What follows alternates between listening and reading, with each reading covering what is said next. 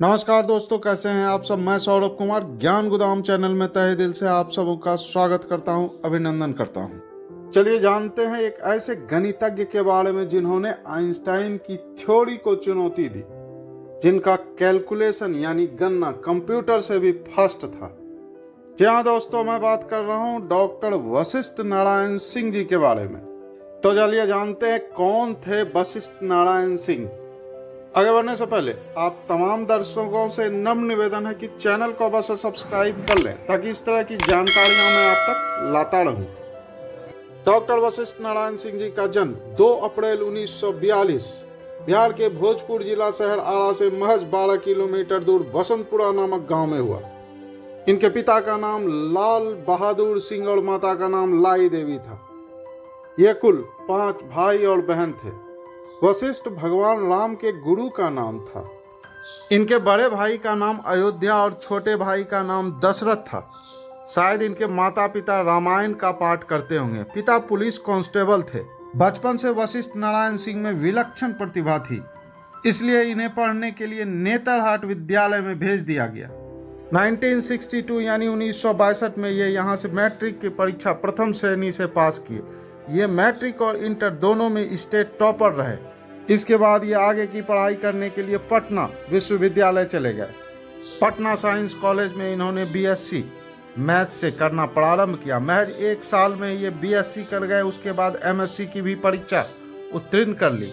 इनके लिए पहली बार पटना यूनिवर्सिटी के नियमों को बदलना पड़ा था। यहीं पे इनकी मुलाकात प्रोफेसर जॉन कैली से हुई। John Kelly university of California के प्रोफेसर थे।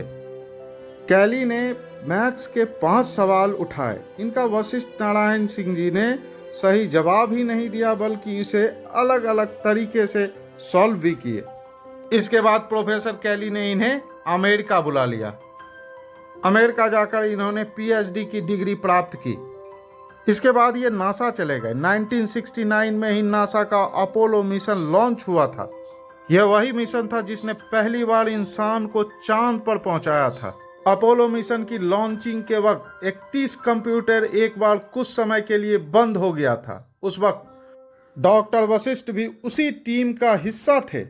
कंप्यूटर बंद होने के बाद भी इन्होंने अपना कैलकुलेशन जारी रखा, और जब कंप्यूटर पूरी तरह ठीक हुआ तो उनका और कंप्यूटर का कैलकुलेशन एक था। इसके बाद इनका विवाह 1973 में वंदना रानी सिंह से हुआ। विवाह के 1 महीने के बाद पुनः अपनी पत्नी को लेकर यह अमेरिका चले गए। अमेरिका में इनकी पत्नी को इनकी कुछ हरकतें अजीब लगी। एक बार इन्हें किसी तरह की दवाई खाते हुए देखा, और यहीं से इनके परिवार को इनकी मानसिक बीमारी के बारे में पता चला। इन्हें स्किज़ोफ्रेनिया नामक बीमारी थी। यह एक मानसिक बीमारी थी। इसके कुछ समय के बाद यानी 1974 में यह पुनः भारत लौट आए।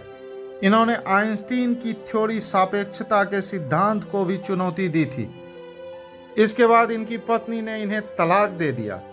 भारत लौटने के बाद इन्होंने भारतीय प्रौद्योगिकी संस्था कानपुर, भारतीय प्रौद्योगिकी संस्था मुंबई और भारतीय सांख्यिकी संस्था कोलकाता में भी काम किए। तलाक के बाद इनकी स्थिति बिगड़ती चली गई। 1970 के दशक के अंत में इनका हालत बिगड़ने के कारण इन्हें कांके, जो अब झारखंड में पड़ता है, कि केंद्रीय मनोचिकित्सक संस्था में भर्ती कराया गया। उसके बाद 1985 तक वे वहीं रहे। 1989 में पुणे की अपनी ट्रेन यात्रा के दौरान अचानक ये ट्रेन से उतरकर कहीं गायब हो गए। इनके भाइयों ने काफ़ी खोजबीन की, किंतु इनका कहीं अता पता नहीं चला। इसके बाद ठीक इसके 4 साल के बाद यानी 1993 में सारण जिले के छपरा के पास डोरीगंज में पाए गए। इतने बड़े गणितज्ञ होने के बावजूद सरकार ने इनकी सूद नहीं ली।